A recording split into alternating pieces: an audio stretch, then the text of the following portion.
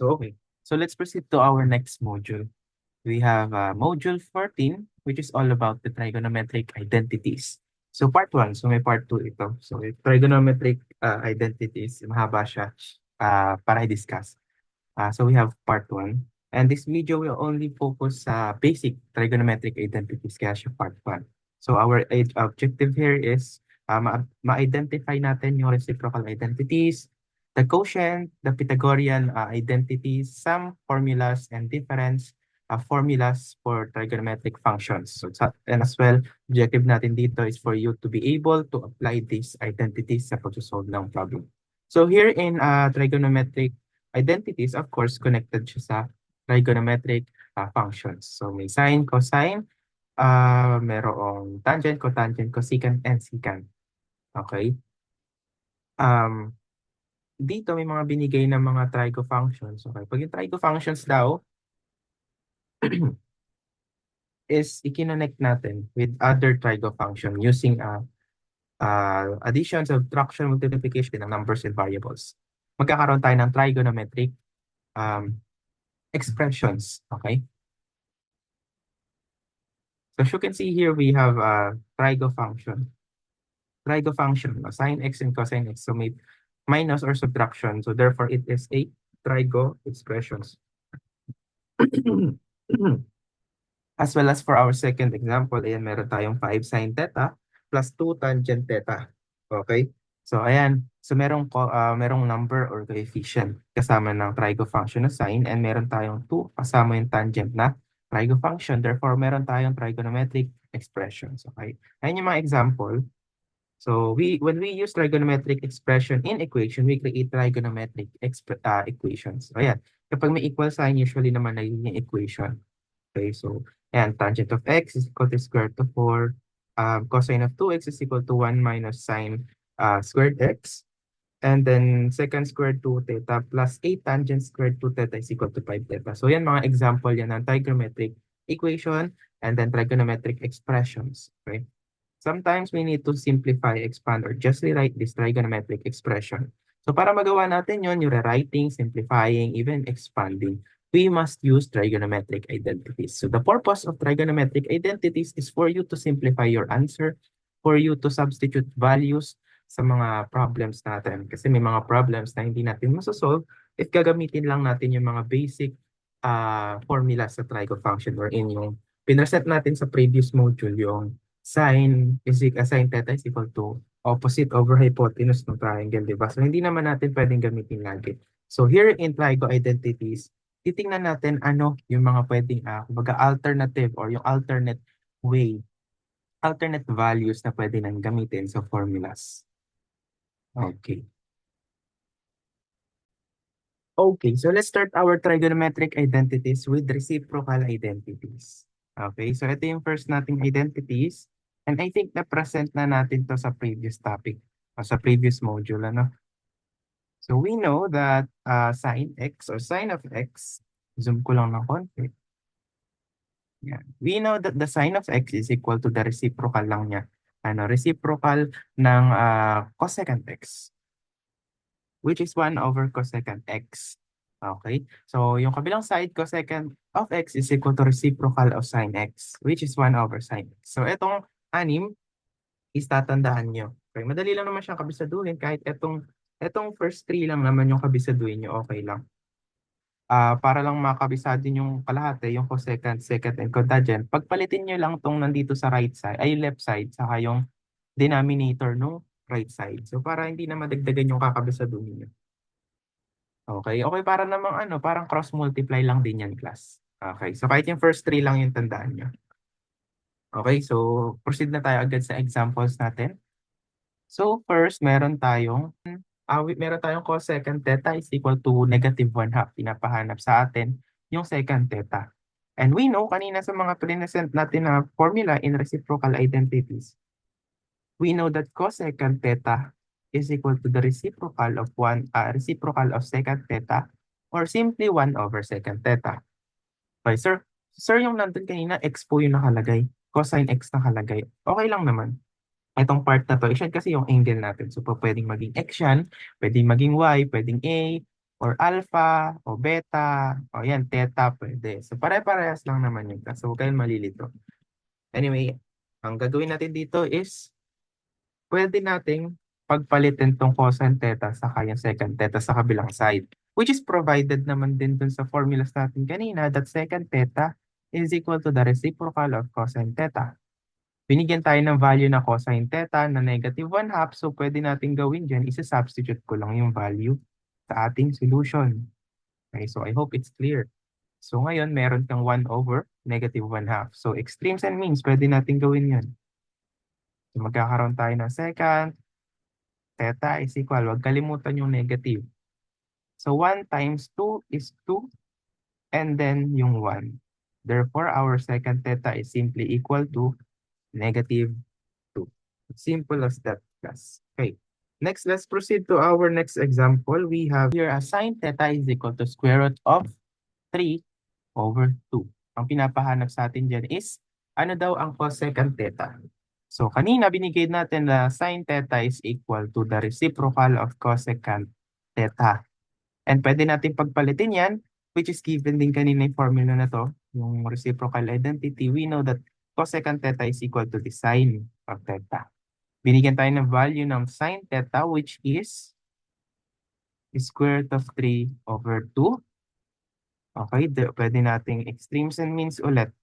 Okay. So, cosecant theta is equal to, o simplify lang natin. We have 1 times 2, we have 2 over square root of 3. So, i-rationalize natin yung final answer natin since pag mayroon tayong radical sign sa baba, itinataas talaga natin yan. And paano natin ginagawa yun? By simply multiplying same value ng denominator na naka-radical sign. Okay? So, simplify natin. We have 2 square root of 3 times square root of 3 times square root of 3 is equal to 3. Therefore, our answer for the cosecant theta, given the sine theta is equal to square root of 3 over 2 is 2 square root of 3 over 3. Okay. So I hope it's clear. So more on formula pa rin tayo, more on identities, and more on substitution lang tayo, class. Sige, sa last example tayo for reciprocal identities. We have here tangent theta is equal to C. Given that C is not equal to 0, what is or find the cotangent theta? Kanina, pinresent natin that tangent theta is equal to 1 over cotangent theta, or pwedeng pagpalitin, which is presented din kanina sa list of formulas or identities natin, that cotangent theta is equal to 1 over tangent theta. Binigyan tayo ng value ng C, value ng tangent theta, which is C. Okay. So, ito na ba yung final answer natin? Ito na yun. Diba? Sinubstitute lang natin yung C. Okay, para mahanap yung cotangent theta. So, ganun lang siya gamitin. Okay? So, tatandaan nyo lang yung mga formulas. Okay. So, next, let's proceed to our next identity, which is the quotient identity. Okay? So, pag sinabi natin quotient identities, we have two identities under this identity. Okay? We have the tangent and the cotangent. When we say tangent x, alam ko nabanggit ko na sa previous module to. Ano? Pero napahapyawan ko na dito. Sabi dito, tangent of x is equal to sine of x over cosine of x. So, tandaan niyo yung formula na yun. So, and then, as you can see, binaligtad lang yung sine and cosine sa numerator and denominator. Since we know that the cotangent is reciprocal of tangent, babaligtarin lang din natin yung value niya. Kaya tayo nagkaroon ng ganyan. So, pwede nyo kabisaduhin both yan or kahit ito lang tandaan nyo yung isa lang. So, connected naman sila. Pwede kayong gumamit naman ng reciprocal identity para kahit doon lang is kabisado nyo pa rin yung formula sa ibang identities. Anyway, let's proceed to our example. We have here, if sine theta is equal to 3 over 5, and cosine theta is equal to negative 4 over 5, find both tangent theta and cotangent theta. So ayan, binigyan tayo ng values na sine and cosine theta. But hanapin muna natin yung tangent theta. Given that the tangent x is equal to sine x over cosine x, diba? Pero theta ang ginamit dito. Ayan, sulat lang natin sin theta over cosine theta. Ayan, binigyan tayo ng value ng sin theta. Ano ang value niya? Di ba 3 over 5? Tapos yung cosine theta is Negative 4 over 5. Huwag niyong kakalimutan yung negative. Diyan kayo nagkakamali lagi. Okay, sige. O, lalagay ko lang 3 over 5 over negative 4 over 5. So, by extremes and means, ayan. So, tangent theta is equal to um, I 15 over 20, pero negative siya. And pwede natin yung i-lowers term magiging 3 over 4. Therefore, our answer is negative 3/4. Actually, pwede nyo naman i-cancel dito pa lang.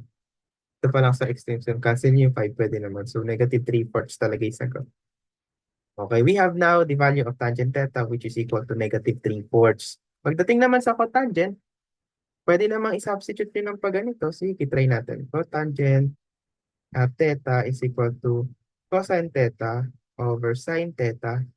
Meron tayong value ng cosine, di ba? O yung negative 4 over 5. Tapos yung sine theta is 3 over 5. Substitute lang natin, we have negative 4 over 5 and then 3 over 5. O cancel na natin yung 5 agad. So cotangent theta is equal to negative 4 over 3. Yan. Yan yung final answer natin. So as you can see, reciprocal talaga siya, kabaligtaran ng tangent. Okay? So pwedeng ganito, or gusto niyo naman, nakuha niyo na si tangent theta, o di baligtarin niyo lang din. Meron ka ditong cotangent, kunwari. 1 over tangent theta, nakuha mo na yung value ng tangent theta, o negative 3 over 4. Extremes and means, negative 4 over 3. Same lang dito. Okay? Yun lang din. Formula based lang ulit tayo. Sinabstitute natin yung given. Okay, let's proceed to our next identity or next identity, Pythagorean identity. Sorry, Pythagorean identity.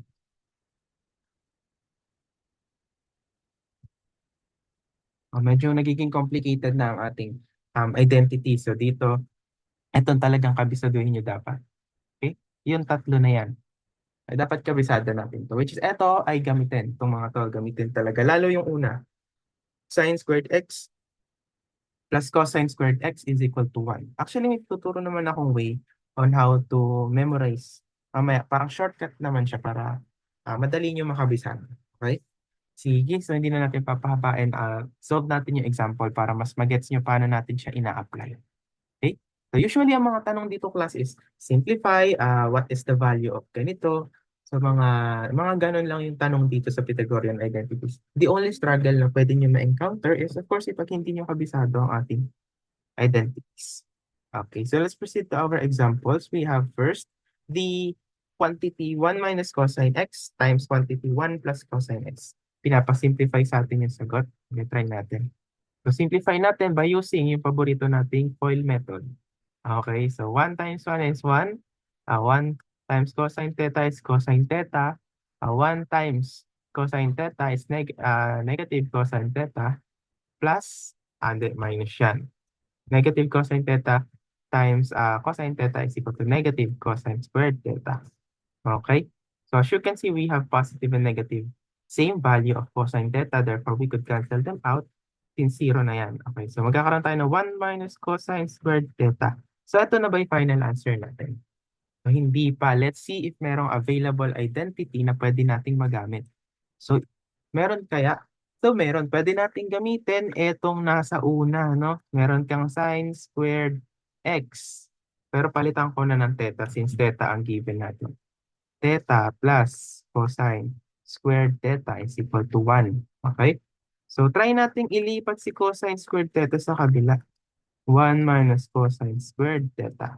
As you can see, itong portion na ito is itong nandito sa solution natin, di ba? Therefore, pwede nating ipalit itong sine squared theta kasi equal siya dito, based dito sa derivation natin ng identity, equal siya. Therefore, we could just simply substitute the value of sine squared theta as the value of 1 minus cosine squared theta. So, sir, ito na ba yung final answer natin? Yes, ito na ang ating final answer. So, kumbaga, pag wala na kayong maisip na identities talaga, na pwedeng ipalit, yun na yung final answer nyo. Na-simplify nyo na yung ating problem. Okay, I hope yung example 1 natin is clear. So, we may proceed. So we could proceed to our next example. We have here the tangent x times sine x plus cosine x. So dito tingnan natin kung ano pwede natin gamitin na identities. Okay? So kumbaga dito, iisip kayo ng way, hindi alang specific formula dito, ay walang specific solution dito ah, na ganito dapat. Kumbaga, isipin niyo yung mas mabilis. Kung mas mahaba yung solution niyo, pwede din naman, kaya lang malaki yung makukonsume na time. But anyway, let's see kung paano natin isosolve itong ating problem. Okay. So siguro pwede natin gawin dyan, may tangent ka, di ba? Okay. And we know tangent, x gamitin ko. And we know that tangent x is equal to sine x over cosine x. Okay, try natin i-substitute sa ating given. Okay, yung tangent na ito, palitan ko nito. Kasi parehas lang yan eh, based sa equation natin. So sine x, cosine x. Okay, huwag kalimutan yung katabing sine x plus cosine x. Ayan. Sige, oh. Simplify natin. We have sine x times sine x is sine x squared over cosine x plus cosine of x. Okay, so kunin natin ang LCD nila. Magkakaroon tayo ng cosine of x. So cosine of x divided by cosine of x is just 1. So kopyahin lang natin yung sine squared of x plus cosine x divided by 1 is just simply cosine x times cosine x. We have cosine squared x. Okay. So ano kaya ang pwede natin gawin dito? Meron na tayong sine squared x plus cosine squared x. I-rewrite ko lang para clear. Okay, meron tayong sine squared x plus cosine squared x over cosine of x. Okay, we know that sine squared, binigay natin to kanina, sine squared x plus cosine squared x is just equal to 1. And this portion po is, diba, ito din yun. Yan din yun. Therefore, we could change that numerator, change natin siya sa 1. Okay? So magiging 1 over cosine x na lang siya. But we also know that 1 over cosine x is just equal to secant x. Anong gagawin natin? Eh di itong buo na to, pwede natin siyang palitan ng secant x. Okay? Okay, magiging secant x na lang siya. Yan na ba yung final answer? Yes, yan na yung ating final answer. Okay, so madali lang naman siya. Basta kabisado natin itong mga identities. So pag hindi natin kabisado, wala na, hindi na natin masisimplify yung ating expressions and equations. Okay. So let's try to move forward to another identity na meron tayo. Okay? Now we have the even odd identities. So we have two identities here, two categories. We have the odd and even, of course. So we have 4 odd identities. So mainly these are the sine, cosecant, tangent, and cotangent. Wherein pag negative po ang ating angle, tulad niyan, ayan, magiging negative ang ating function mismo. Okay? So halimbawa, mayroong kasigurong sine negative 30. Okay. Magiging negative sine of 30 na yan. O kung meron kang sine negative y, magiging negative sine y siya. Okay? Kumbaga ilalabas nyo lang yung sine ng angle, ipupunta sa mismong identity. Okay? So, sa previous module, meron tayong pinresent na unit circle. Okay? Diba? May mga quantity yun, may mga coordinates. So, halimbawa, meron kang sine 30. Magiging negative sine 30 siya, di ba? So meaning, yung sine value noong coordinate dun sa 30 degrees, yun ay 1/2 eh. 1/2. So kung negative ang sign niya, magiging negative 1/2. Okay? So naisingit ko lang to kasi nabanggit ko din naman yung coordinates sa previous module. Additional knowledge lang to. So po pwede nyo hindi pala pwede, dapat nyo kabisaduhin ito. So ang technique pwede nating makabisado na marami yung sa odd identities and ang nawawala dun sa odd identities yung cosecant, yung cosine and yung secant. Okay, yun lang yung nawawala. Napunta siya sa even identities. Wherein, pag negative ang angle ng cosine and secant law, wala lang. Huwag mong pansinin kasi magiging positive pa rin siya. Unlike no sa odd identities na lahat ng negative angle, sa sine, cosecant, tangent, and cotangent, nagiging negative ang mismong trigo function. So, kabisaduhin nyo na lang siya para mas magets nyo. Okay? So, we have here the expression na sine minus x, sine of negative x over cosine of negative x times tangent of negative x.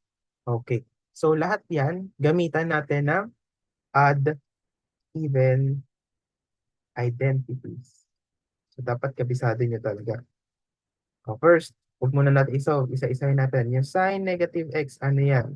Pag ginamitan ng odd even identities, yan ay negative sine x.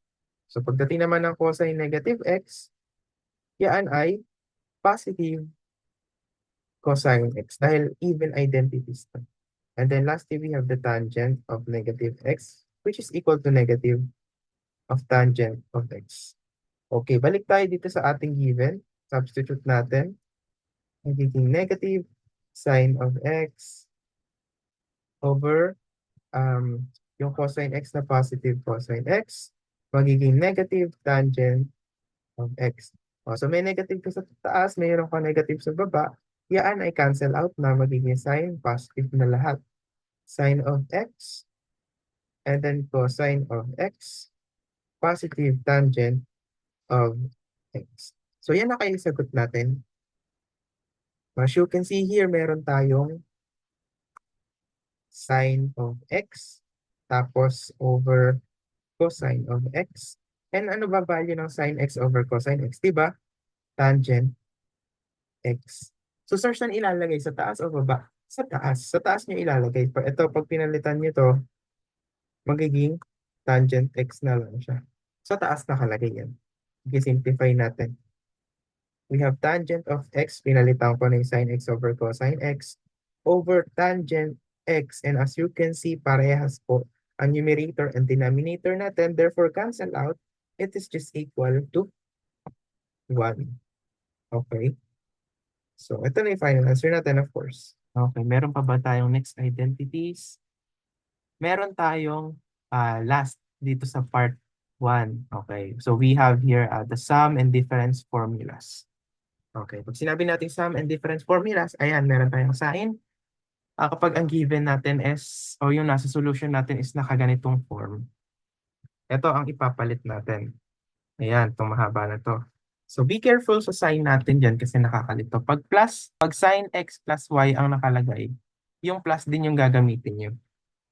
But if minus yung nakalagay dito sa sin x and y, minus din gagamitin nyo sa part na to. And ang technique is, para makabisado nyo yung mahaba na yan, isabihin nyo na sin, cos, cosine. Okay? Sin, cos, cosine. So yan lang. Yan yung way natin pag kinakabisado yan. Sin, cos, cosine. Sin, cos, cosine. Okay, parang cos, cos. So, oo, parang cos, cos. Okay, tapos xy, xy lang. Tapos yung sign is, kung ano nandito, yun din yung nandito sa side na to. Okay. So pagdating naman dito sa cosine naman siya, okay, plus or minus pa rin, babalik ta rin yun naman. Kapag plus yung nandito, pag cosine, pag plus yung nandito, tas cosine, kabaligtaran yun nandun sa kabilang side. And para ma-memorize yan ay cos, cos, cos, cos, sin, sin. Okay, so ganun natin kinakabisado yan. Okay, so xy, xy pa rin naman yan. And lastly, etong tangent is ikabisado nyo na lang as is. Okay, so wala na akong way dyan para natin i-memorize. But kapag positive or plus sign yung nasa left side, yung nasa numerator is plus din, pero yung denominator is kabaligtaran. And vice versa, okay? So kapag minus naman, dun sa left side, magiging negative din yung nasa taas. Magiging plus yung sa baba. Okay? So, tangent x, tangent y yung sa taas din. Tapos sa baba, 1 plus. Tapos multiply mo yung tangent x and tangent y. Okay? So, usually, ang binibigay dyan class is eto talaga. Ayan ang binibigay. Ito nasa left side, yan ang binibigay. Yan ang nai-encounter. But what if, baligtarin natin. Ang mai-encounter natin is yung mahabang part. Kagaya nitong nasa example natin. We have here the sine of 5a times sine of 2a plus cosine of 5a times cosine of 2a. So, pwede natin yan baligtarin. Oo, pwede naman magbaligtad yan since plus sign. Gagawin natin cos 5a cos of 2a plus sine of 5a and sine of 2a. Okay? And we know that this form, itong mahaba na to, is parang cosine x cosine of y plus sine of x and then sine of y. Okay, wherein yung x natin is equal to 5a po. Okay? So ito yon itong 5x, ito din yun. Ay, 5a, yung x din yun. And then yung y is equal to 2a. Okay. And we have here dito, we have cos. Sin, hindi ba? Hindi ba? Pero di ba pag cos, sin, yan ay papasok sa cosine plus or minus. Ay, papasok yan sa cosine of x plus or minus y. Therefore, ito ay palitan natin. Cosine of x, y. Anong sign kaya niya?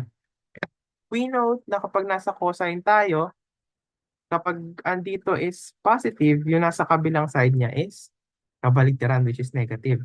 Vice versa, baligtarin natin. Kapag naman nandito is plus sign, tapos pumunta ka sa kabilang side, kabaligtaran ng sign. Therefore, ang sign dito ay negative. Okay? Yan, negative. May natin kulay. Okay, so therefore, cosine of x and y, ang sign nito is negative. Yung gagawin, cosine of, substitute yung x na 5a minus 2a. Therefore, our final answer is equal to 5a minus 2a is cosine of 3a. So, yan na ba yung final answer natin? So, yes po, yan na ang ating final answer. So, another example for sum and difference formulas. We have cosine a, cosine 3a, minus sine a, sine 3a. Okay? So, cos, sin siya ulit. Therefore, ang gagamitin natin is cosine of x plus or minus y. Okay? So, ang formula niyan is cosine of x, cosine of y, minus or plus of sine x, and then sine y.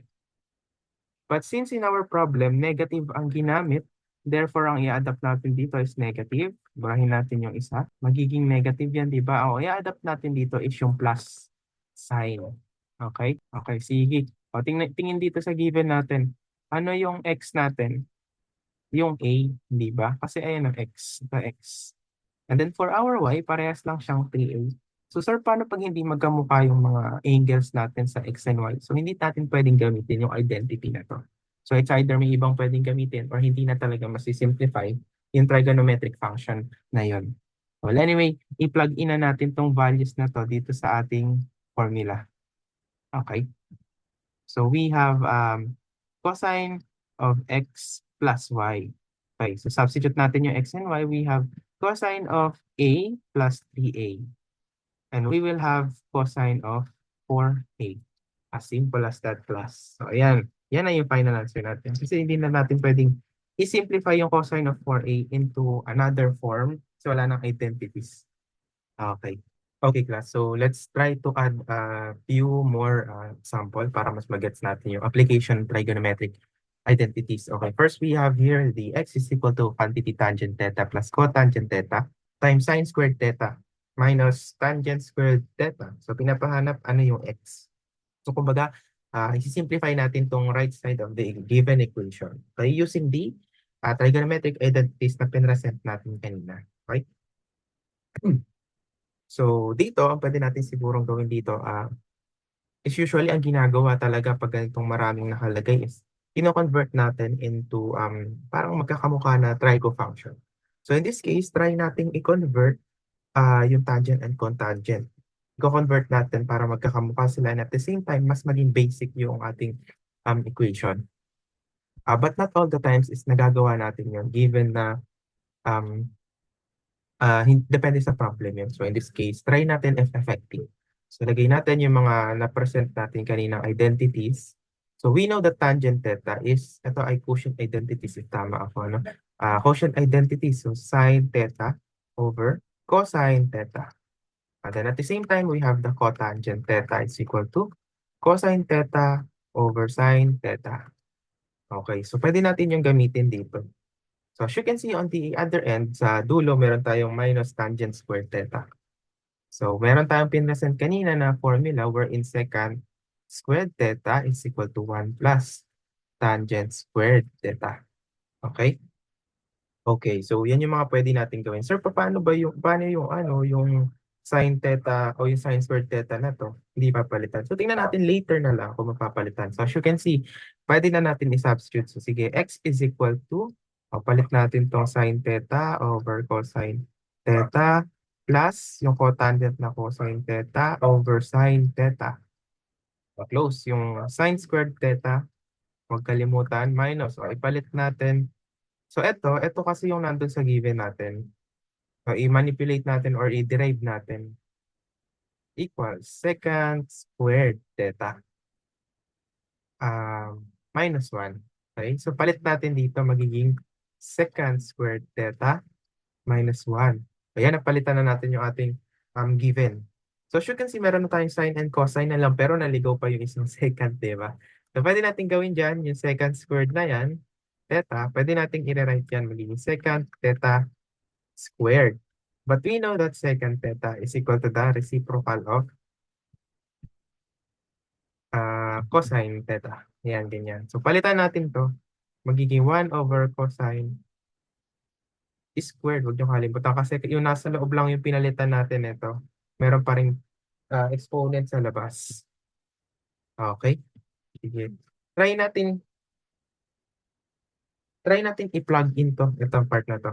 Dito sa ating mismong solution.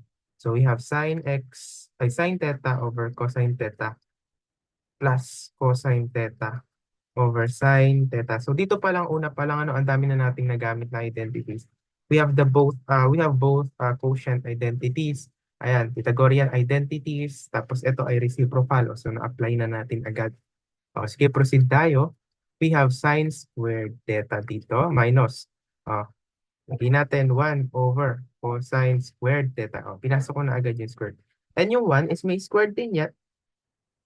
So ayan, meron na tayo. 1 over cosine squared theta. Okay, so wag natin kakalimutan yung 1. Okay, so meron na tayo dito x is equal to, yan mahaba na yan. As you can see, ang meron na lang tayong trigo function dito is sine and cosine na lang. Unlike kanina, doon sa given natin, merong tangent, may cotangent, may sine. So iba-iba. Kumbaga ni-uniformize, kung tama yung term ko, ni-uniform natin yung ating equation, yung ating solution, para mas madali natin siyang masolve. Okay, so tingnan pa natin kung ano yung pwede nating ma-simplify dito. Okay? So try natin itong nasa loob, ayan, yung buo na yan is i-simplify natin kung may makukuha tayong value. Kunin natin ang kanyang LCD. We have the cosine theta, sine theta. Cosine theta, sine theta divided by cosine theta is sine squared theta. Plus cosine theta, sine theta divided by sine theta is cosine theta, pero multiply natin sa cosine theta sa taas, magiging cosine theta squared. And meron kang sine squared theta dito. Huwag niyong dito sa part na to, itong parenthesis na yan, pwede natin kuhaan ng LCD din. Sige, try natin. Cosine squared theta is, kopyahin lang yung 1. Cosine squared theta divide 1 is cosine squared theta, o times 1 o negative 1, we have negative cosine squared theta. Okay? Okay, so as you can see here, ayan. So yung sine squared theta natin, itong part na to, plus cosine squared theta, yan ay equal sa 1 lang. Okay? Therefore, itong portion na to, pwede natin palitan yan mamaya ng 1. Okay? So next identity, ano kaya pwede pa nating magamit? Okay, so as you can see dito sa portion na to, galing dito sa identity na to, pag inilipat ko yung cosine theta, dun sa kabila, magiging 1 minus cosine squared theta. Di ba? Di ba itong portion na to is ito rin yung class, yung binilugan ko na yan. Therefore, Etong 1 minus cosine squared theta, pwede kong palitan ng sine squared theta. Okay, sige, try natin. So sabi natin, papalitan natin itong sine squared theta plus cosine squared theta ng 1. And then, yung denominator ng cosine theta, sine theta. O, huwag kakalimutan yung sine squared theta.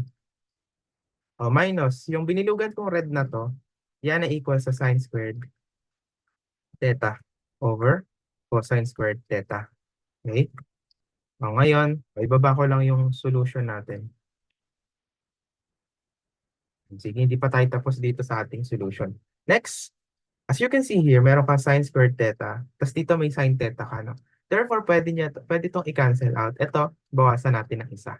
Magiging, saka ko i-multiply sa 1. Sige. Sine theta over cosine theta na siya, di ba? Itong buo na to, di ba? Magiging sine theta over cosine theta. O yung minus, yung kalahati, pwede kong i-rewrite yan ng sine theta pero squared cosine theta pero squared. Okay. And itong portion na to, pwede ko siyang i-rewrite as sine theta over cosine theta. And andito yung square niya. Okay, law of exponents lang. Okay, babalik lang tayo. And then next, itong portion na to, ilagay natin. We know that sine theta over cosine theta is simply equal to tangent theta. Pwede natin palitan itong part na to ng tangent theta. Okay? So, gamit halos lahat ng pinresent nating identities kanina. So, itong part na to, ito rin yun. So, pwede natin gawin is palitan to ng tangent theta squared, or if you will simplify your answer, you will have tangent squared theta. Or po pwede naman tangent theta, i-factor out natin 1 minus tangent theta. Therefore, our final answer is tangent theta times quantity 1 minus tangent theta. So I hope nasundan ang ating solution, and medyo mahaba-haba lang. Okay? So last example, we will have time 75. Okay? So isi-simplify lang natin yan using identities. So dyan, pwede natin gamitin dyan ay sum and difference formulas. So sir, di ba sa sum and difference formulas, ganito yung nakalagay sa kanya. X plus minus y. Sir, hindi naman kamukha yung 75. So anong gagawin natin dyan? So pwede natin gawin dyan is paghihiwalay natin yung 75. Meaning, gagawa tayo ng dalawang value. It's either pag pinag-plus or pinag-minus is 75. So ang mga advised natin na values is yung merong values sa unit circle natin kanina. So pwedeng 30, pwedeng 45, pwedeng 60, pwedeng 90. Basta yung may mga values kanina doon sa unit circle sa sinundang module natin. Okay? So in this case, we have 75. So pwede natin gamitin dyan ay, ano kaya pwede natin gamitin? So pwede natin gamitin dyan pwede natin gamitin dyan is 120 minus 45. So try natin siyang gamitin. Okay? So kung yan yung gagamitin natin, alam natin doon sa formula natin kanina sa identities, na yung sign na yan is magiging, since sign yan is sin cos cosine, the 120, and then cosine of 45. Since negative to, or minus din dito sa kabilang side. So cosine of 120 and sine of 45 degrees. Okay, sige. So proceed tayo sa simplify natin yung answer natin. Okay. So yung sine 20, ano bang value nito? So ang value nito is, di ba pag sa 120 degrees, ang coordinate nito is 1/2, pero negative, square root of 3 over 2. Okay? Kapag naman sa 45, parehas lang yan eh. Yan ay square root of 2 over 2 and square root of 2 over 2. Positive parehas. Okay, so therefore, yung sine 120, palitan natin ng y value niya. Okay, square root of 3 over 2. O yung cosine 45, yung x value niya is square root of 2 over 2. Minus, yung cosine 120 or x value niya is negative 1/2 times sine 45 na sine 45 na square root of 2 over 2. Simplify your answer. We have square root of 3 times square root of 2 is just square root of 6 over 4 plus kasi may negative sign ka sa 1/2. So square root of 2 over 4. So pwede natin yung pagtabihin, magiging square root of 6 plus square root of 2 over 4. So ito na yung ating final answer. So madali lang siya. So actually class, hindi lang naman yung 120 and 45 ang pwede natin gamitin para makuha yung sin 75. Pwede naman tayong paano pag plus naman? Sin 45 plus 30. Pwede din yan. Try natin. Sin of 45, cosine of 30, plus na siya, cosine of 45, sine of 30. Ano yung sa 45 ulit? Ito lang yung nasa taas. Square root of 2 over 2 and square root of 2 over 2. Pagdating sa 30 naman is square root of 3 over 2 and 1/2. Positive parehas. Okay, substitute natin sin 45 is equal to square root of 2 over 2 times cosine 30 is square root of 3 over 2 plus cosine of 45 is square root of 2 times grouping symbol, huwag niyo kalimutan. And then sin 30 is 1/2. Simplify natin yung answer natin. Let's see if parehas lang dun sa na-solve natin kanina. Okay? So square root of 2 times square root of 3 is square root of 6. 2 times 2 na denominator, we have 4. Plus square root of 2 times 1 is square root of 2 over 4. Simplify the answer, we have 4 as LCD. Then copyhin lang yung numerator na square root of 6 and square root of 2. Hindi na natin pwedeng i-simplify yung square root of 6 plus square root of 2 dahil yun na yun. Okay, law of radicals. Therefore, our answer is square root of 6 plus square root of 2 over 4. So as you can see, parehas lang class yung values natin. Kung depende kung anong ginamit natin. As long as 75, sin 75 yung lalabas sa ating given. Okay, so sin 120 minus 45 yung una, and then sin 45 plus 30, which is parehas lang sa sin 75. So I hope nakuha. So sa cosine din naman, ganun din naman yung gagawin. Of course, yung formula lang ng identities ang mag-iiba. Okay? Okay, so additional information, technique on how you could memorize few of the trigo functions o trigonometric identities na pinresent natin kanina, okay? So we have here a hexagon, okay? Six-sided polygon. So as you can see in every corner ng ating hexagon, nakalagay yung trigo functions natin na 6. We have a sine, we have cosine, cotangent, cosecant, secant, tangent, and then may 1 tayo sa gitna kung mapapansin nyo. No? So paano natin ba ginagamit yan? So ito ay para, yun, magamit natin kung just in case makalimutan natin yung formulas ng mga identities natin. So di ba meron tayong tinatawag na reciprocal identities? Okay, so try natin yung isa. Sin x is equal to 1 over cosecant x. Okay. So as you can see here, we have here the sine. Okay. And then ito yung cosecant. And then may 1 sa pagitan nila na pag diniretso nyo to. Diba? So paano natin gagamitin yan? Pwede nyo isipin na sine is equal to 1 over cosecant x. Okay? Pwede yon. Paano naman sir yung iba? Pwede din gamitin yan sa cosine. Sige, try natin. Alam natin na si cosine x ay reciprocal ng secant x. Okay, so we have this cosine equals 1 over secant x. Okay, so kumbaga, dulo to dulo, pwede nyo siyang gamitin sa reciprocal identities. Ito ring tangent. Tangent is equal to 1 over cotangent. Okay? Pwede nyo gamitin. So, ganun siyang gamitin. So, hindi lang dyan po pwedeng gamitin. Pwede rin natin yung gamitin sa Pythagorean identities. So we have sine, we have cosine, and we have 1. We know the relationship na sine squared x plus cosine squared x is equal to 1. So papaganyan, paikot, sige. Sine squared x plus cosine squared x is equal to 1. Okay? O try naman natin tong isa. 1 plus cotangent x squared plus is equal to cosecant squared x. Diba pag may ganyan tayo kanina na pinresent.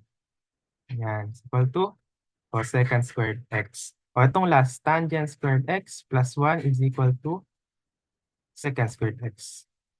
So I hope na-gets yung application natin ng different identities na pinresent natin. It's just the part 1. So meron pang part 2. So ang advice dito, ang tip is kabisaduhin yung different identities natin. Try to practice different problems to encounter different approach para maging familiar sa pagsosolve ng trigonometric identities. Actually, nasa module naman to, so pwede nyo balikan, tapos practicein nyo kung magagamit nyo siya. Ano lang to, alternative option para ma-memorize nyo yung identities natin. Okay? So pag ginamit nyo siya, merong, andito yung plus. Dito yung plus, tapos equal sign dito. Parang ganon. Pwede nyo isipin ganon. Or you could just simply think na ganito siya. Papaikot. Okay, paikot siyang ganyan. Sir, bakit yung dito walang laman? Wala tayong ganyan, hindi natin gagamitin yan pagdating sa Pythagorean identities. Okay? So, ano pa bang pwede natin dyan gamitin? Usually, yun lang naman. Um, uh, reciprocal and then the Pythagorean identities yung nagagamit. Pero pwede rin daw gamitin to sa quotient properties. So, quotient properties, try natin kung pwede nga ba talaga.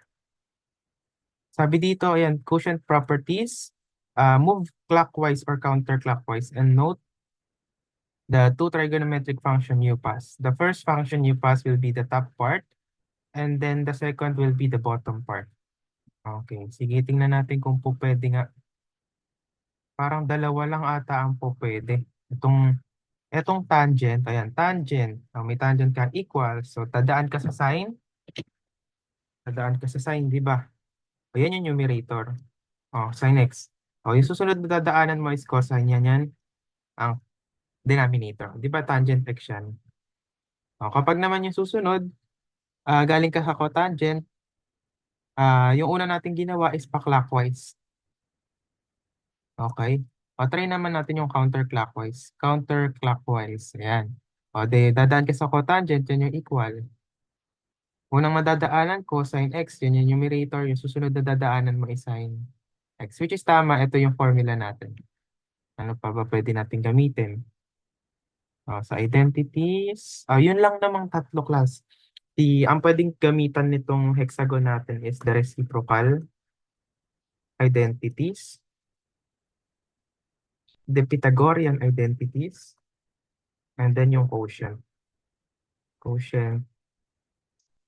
identities. Okay. Sige, so sana magamit nyo to. Okay din to pag nakakalimutan yung identities.